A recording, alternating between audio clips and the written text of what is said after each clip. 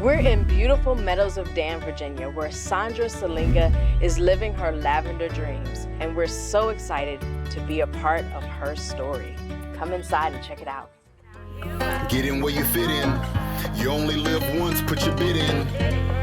Don't ever hold your head down. Work till you get a crown. Hustle in your hometown. Giving back to my spots. What I'm on now. Hometown hustle.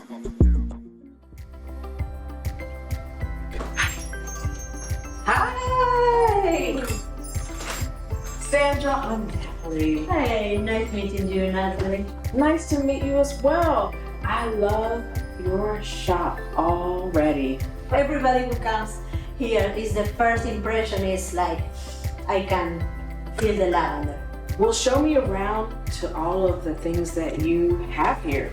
With lavender, we do so many things. Since the bouquets on top of, the rafters, we make, pillows, eye pillows or sachets, or we use it in soaps and some other products we do. We have bath salts, scrubs, we have soap bars, lotion bars, room sprays, linen spray, kitchen counter spray. All of it, most of the time, is lavender is the essential oil that is in there. And what are the benefits of lavender? I mean, I know there are a lot of cool reasons, but besides just the wonderful smell. Lavender essential oil has been used for centuries, like a calming, relaxing effect. Also, it's been used like for disinfectant. We have a kind of a bug repellent that has lavender essential oil in it. Some people come here because they say, I just a little drop or a little touch of lavender essential oil in my kids' mosquito bites, and it helps. And so you have some items here, some food items. I have a little chocolate cake bite of blueberry lavender jelly. I can't wait to get into that. And then we have olive oil infused with lavender, balsamic infused with lavender. This is all amazing. We love food, so it's put in the I love food too. So we have that in common. So tell me how you were inspired to create this lavender shop. The whole creation of this lavender shop is my friend's Barbara. She started the lavender farm in 2014, and she planted there are 400 lavender plants in the field. She started first with the field, then she opened the shop. She decided to retire last year. And because we became friends, because I was a lavender farmer in North Carolina, and when she said she was retiring, I said, well, this is an opportunity to keep it going and make my dream come true of having a lavender shop. So this is an amazing story because you developed this friendship based on your love of lavender, and because of that, you were able to transition into this space. I was just driving by and I told my husband, wow, look, there's a lavender farm. And so we just pulled off. It was 2017. Right. And since then we kept coming and coming. And then, when she mentioned that she was thinking of retiring, and I said, oh my gosh, because I always love to come here. It's like you open the door, it's like you are in dream world. Before we get lost in the lavender, let's head to Poor Farmers Market with Felecia, Shelor and the rest of her crew. Hello.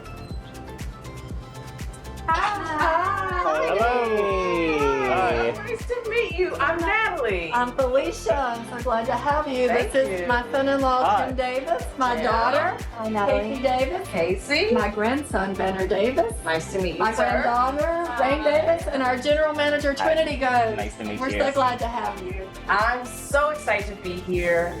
I actually grew up in a country store, so this brings back all sorts of great memories and fantastic smells, and I'm just excited about the day. Welcome. We're glad We're to happy to have have you here. Yeah, so give us a little tour of the store. Awesome. Yeah. Trinity, you want to do that? You're probably the best. Sure, of course. We'll start out in here. We're one of the largest case knife dealers in our area. Got some flour over here to make some biscuits with. Some nice flavorings here for all those nice cooks. There's a couple of things that I come home. This is one. Yes, you need some fish sandals, yes. We still have our hoop cheese that you cut, you know, and it's the old-fashioned cheddar. It comes in the big hoop wax. Yes, ma'am. Nice Meadows of Dan shirts, the Mountains Are Calling shirts. More things for shopping later. I will spend all of my money in here. You understand this? Well, I mean, I'm not trying to be mean, but I'm hoping that, you know, we get some of your money. Yeah. You know? We have some instruments, right? And everybody needs some mismatched socks right there. Have all types of jewelry. This is one of our big sellers. It's called Corinthian bells.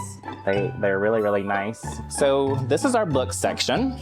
The first part of the section starts with local authors, and then the other part of our book series are cookbooks. So people can cook those dinners for those hungry husbands and wives. Let's get past this. That would look good on you. That's right. That's what I'm talking about. You look good, girl. This also looks like a win. Yes. Bikers against dumb drivers. I'm not a biker, but I am against dumb drivers too. Ooh, I'm about to break the bank in here. There is so much to see and so much to buy. I'm really plugged into the peace of the lavender farm. And now we mosey out to the field where I might get to try my hand at harvesting. To keep the shape and to keep the plant strong, you need to prune it. Okay. But it's not much I can do with this because you can see, you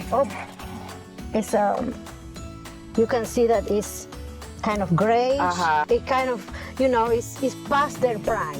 And the only thing I can do with this is just to harvest and then to kind of cut this part off and this and make like little fire bundles. That people really like them too, you know. And I can show you how to harvest if you want to. Sure, yeah, let's check it out. Because it's, what we do is like, I use this. This is the most like exotic tool that we have. Okay. So, but yes, it's just that, you know, and this, and so we grab it and we make the bundles here in the field and go straight there and hang it in the shop. Can I pull a bundle? Yes. I just want to use this tool. Okay. That's Well. part of my thing. All right, I'm just. Okay. And Yeah. let me show you. You have to do this and Okay. yeah. And the only thing is like grab it top, you know, high. And go right there. It's like a haircut. Yep, exactly. Exactly that. Okay.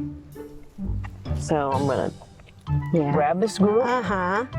And yeah. Watch out now. I figured. Yep. Okay. Hey. Yeah, look at you. Yeah. I Yeah. got this. Yep. If you need some part-time help. Well, I told you. Well, you're good. You see? Yes, and this is what we do, and you know, we Okay. I guess she's had enough of that. So we'll make our way back to Poor Farmers Market. So you have all of this amazing food here, and I know some of it is prepared with produce that you actually source from local providers. That's true. Everything we can possibly get locally, we do. So you can rest assured that if it's grown locally, we do sell it here. You got it. We got it. And I would like to introduce you to my son-in-law here, Timmy. Timmy and I both, you know, you don't see us running the register, but we're out going to farms, going to orchards, going around finding stuff and bringing things in for sale. And Timmy will take you around if you like and show you some of the things that we have here. Yeah, I'd be happy to. Yeah, show me what you got. Each season kind of has its own special type of fruit that comes in. We're getting our watermelon and our cantaloupe, and they're just now starting to cut local cabbage, and we'll have cabbage all the way through really to the first frost. And that's a big staple of the area. Everybody loves mountain cabbage. So, and October is by far our busiest produce season because we get local apples, we get pumpkins, our cabbage is still in, our peaches are starting now and they'll be finishing up by that time. And how did you get drawn into the magic of what's going on here? So I know you married into... I married into it, I did, yeah. Well, I guess my wife's the one who brought me into it, but it was real easy. For me, it was just a matter of just seeing what needs to be done, and I love it. It's great because you're always meeting new people, and they're always, sometimes I'll see the same people every year. I always like hooting and hollering with them, so it's a lot of fun. So a lot of it's relationship. Oh, it is. Yeah. We get on a personal relationship with a lot of our customers because we have a lot of repeats. And if one location of awesome goodies wasn't good enough, Felecia and her team expanded to a new spot 2 doors down with more things for me to buy. I'm feeling all of my money being spent. Yeah, I'd like to show you some of the pottery. We have 3 local potters that make, this is David Lutt, one of our favorite potters, and he makes these magical, wonderful pieces of pottery that makes you have that feeling like it's magic. Wow. It's amazing. And how do you connect with these artisans in the community? That's a very good question, and I can tell you 2 ways. My son-in-law, Tim Davis, who you met, he goes to craft shows and looks for them, but also people have heard about us, so they show up on our doorstep with their arts and crafts and wares. And so we have other things that are not locally made in here also, like the ukuleles. We found these in Atlanta. These are Turkish lamps. I met the family. There's a family that lives here in the United States, but the mother is in Turkey, and she has housewives and artists make these lamps in their own homes, and then they ship them to our friends that we met at one of the trade shows, and that's how these get here. This is probably one of the best products in this store. We sell unbelievable numbers of these lamps. I want to work my way around to our quilting section because that is totally local. And that is a big tradition in our communities, quilting. But these quilts are amazing. You can imagine how much work it takes to make a quilt like this. Oh, I know. My grandmother and her sisters were all quilters. Oh man. We have only local wine, local coffee. That's Casey. You've met Casey, my daughter. Yes. She's I've seen you around town. Amber is our assistant manager here. She's getting married in September, so we're all Well, congratulations. Natalie. Nice to meet you. If you open up a box and there's stuff from the store, you'll be like, well, I live with this every day. Yeah, this is a fabulous, magical place, that's for sure. Yeah, I can feel it, and I'm so excited that we got to see this element of your business too, because it's an amazing thing, really. You know, it started in this little produce market, and it's evolved into this really beautiful, beautiful store. Yeah, I love it. We have great managers here, like Amber's an artist, so we have great managers here that help create the beauty. My daughter and 2 others, Jill and Denise. We have great people here that make the place beautiful. After spending much time and cash at Felecia's fabulous stores, it's time to spill a little tea at the Lavender Farm with Sandra. So you shared that you were in North Carolina, you were growing your own lavender. Tell me what was going on at that time. How did you even get into lavender at all? We wanted to make gourmet jellies with my husband. So we started thinking flavors. I thought, let's try peach and lavender. And people love it. And so when we started going to farmers market, I met a lady who has the first lavender farm in North Carolina. We were like neighbors and talking, and we started like that, and then at some point we ended up managing her lavender farm. And after that, we started some lavender rows in a farm when we lived in North Carolina, and this is how I ended up here owning a lavender shop. So there's a lot of joy in your story and a lot of happiness around lavender and how you've utilized lavender what have been some of the challenging times of being a small business owner in the lavender field? How high we are here, 3,000 feet, and the very cold winters we have. It's challenge. So that's the challenge. Most of the time we can't control it. We can help the plant to adapt and settle and make the best conditions for it. And so in addition to having the lavender farm and this beautiful shop, there are visitors who come, tourists who come to the community and they enjoy just being in the environment. Yes, and like I tell everybody, they're welcome to come, bring a picnic, bring a basket. And we have people, it's like I throw it there and we have people coming to say, oh, I have my stuff, and they just look for a tree or in the rows, and they just come and sit and enjoy whatever, sandwiches or something to drink. And how far away have people come to enjoy your lavender products? You have people coming from all over the place. A lot of people coming from Florida, from Seattle, Chicago, and I can see them like walking around and just enjoying the birds and the bees and the butterflies and everything. How important is it for people to support local small businesses? Well, in our case, I always tell people, having you here is my living. We don't have any other extra income just for what we do. So whenever you come and buy a candle, it helps my life. It makes my life better. It makes pay my bills. It's that. So and people see it that way. That's why they come over and over. And sometimes they come just to sit here and have a cup of tea with me, which I love. And it's delicious tea.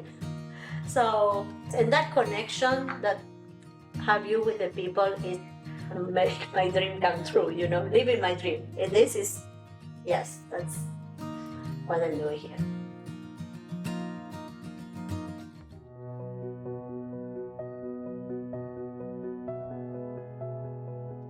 So I want to get into the beginning of this story. You grew up in the area. How close to here was you? I grew up about 4 or 5 miles from here. My parents worked in the factory in Stewart, so my grandmother, I stayed with her mostly because my parents worked all the time. And she still lived the old-fashioned ways, and she made everything, and she grew vegetables. So I grew up selling vegetables to tourists at Lover's Leap. And since produce was in my upbringing, I set up a little produce stand across the road from where Poor Farmers Market is now. But my little produce stand was such an extreme success that I had to get a bigger location. So every year, every few years, I'd get a little money and I would add on, and it turned into this big store that it is now. But it started out as this little produce stand, and I still didn't really dream that it was going to become such a big success, but it's turned into more than I ever expected it would be. Last season, we talked a lot to business owners about what they did to survive the pandemic. What were some of your strategies for surviving? Well, all of us had the same experience. We didn't know. We didn't understand the virus, and I felt responsible. I felt very responsible for my employees. I felt responsible for the community. At the same time, I had to keep my business alive. I felt extreme responsibility. So we stayed open, and we struggled, but we had a lot of business because people wanted us to survive. The people came and the community came because they cared that we survived this. And I might get weepy telling you about it because it was very touching to me. I might get weepy listening. The way that people helped us and made sure that we stayed, alive and going. So we've been really blessed. I think that's the incredible thing about family businesses, about community businesses, is that there is no separation. We are our community. I'd also mention, you've met some of our employees.